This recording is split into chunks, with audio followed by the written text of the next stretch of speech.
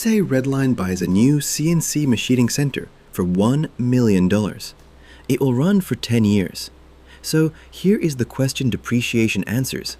When do you count the cost? All at once? In the year you buy it? That makes year 1 look terrible, and the next 9 years artificially clean. Or do you spread the cost across the 10 years the machine actually helps produce revenue? Accounting chooses the second answer. The tool is depreciation, and once you see what it is doing, one of the most misunderstood ideas in finance gets much easier. The simplest method is straight-line depreciation, and it is exactly what it sounds like. Take the cost of the asset, $1 million. Divide it by the useful life, 10 years. That gives you $100,000 of depreciation every year. On the income statement, the machine becomes a $100,000 expense each year for a decade, not a $1 million hit in year 1. And on the balance sheet, the asset value steps down by that same $100,000 each year. $1 million, $900,000, $800,000, $700,000, all the way to zero. That downward staircase is depreciation. Now the part that trips everyone up. Depreciation is non-cash. When did Redline actually spend the money for that machine? On day 1. $1 million left the business when the machine was bought. That was a capital expenditure, capex. The depreciation that follows is different. The $100,000 charge each year is not cash leaving again. It is the accounting spread of a cost that already happened, the cash left on day 1. The yearly charge is just the spread. That is why the cash flow statement adds depreciation back. Depreciation lowered profit, but no cash left the building this year because of that charge. Remember that from the EBITDA episode?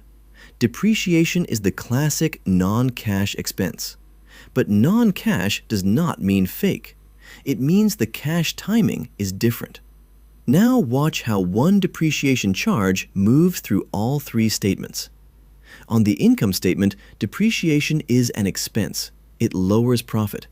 On the cash flow statement, it gets added back to profit. Not because it was imaginary, but because it was not cash leaving this year. And on the balance sheet, it quietly lowers the value of property, plant, and equipment. That little word net next to PP&E means after all the depreciation so far.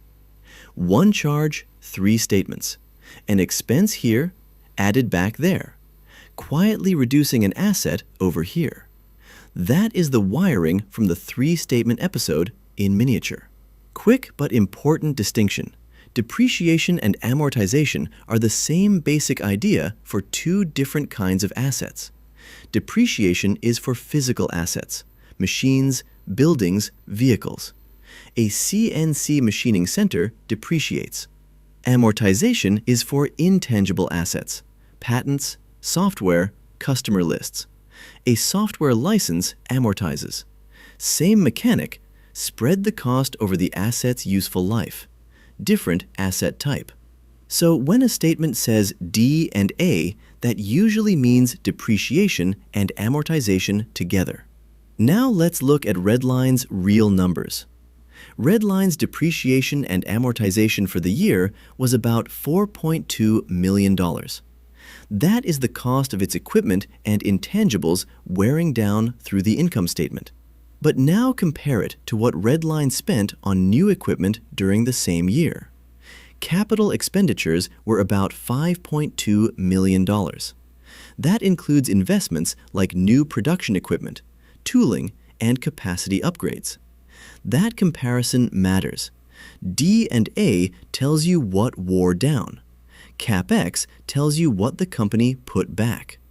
Redline spent about $1 million more on new assets than it wrote off through depreciation and amortization. That is the read. Redline is investing faster than its assets are wearing out.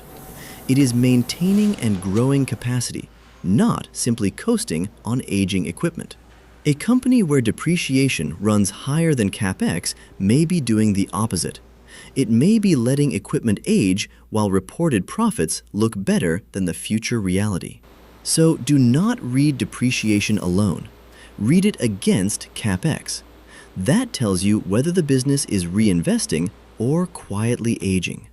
Now, this is where depreciation connects back to EBITDA. EBITDA adds depreciation back. It says, ignore that $4.2 million. It is non-cash. And that is technically true.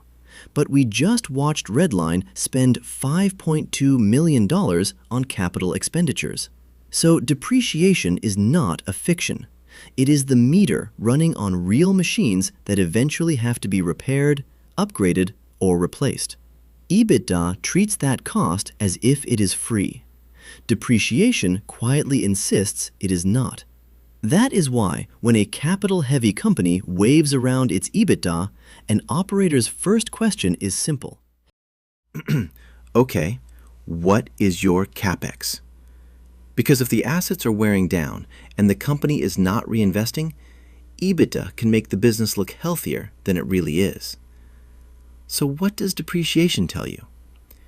3 things. First, it smooths a big one-time purchase across the years the asset is useful. That keeps 1 year from being distorted. Second, it is non-cash. It lowers profit, but it is not a drain on this year's bank account. Third, when you compare it against capex, it tells you whether a company is investing in its future or living off its past. Read depreciation that way, and it stops being a boring accounting entry. It becomes one of the most revealing lines on the statement.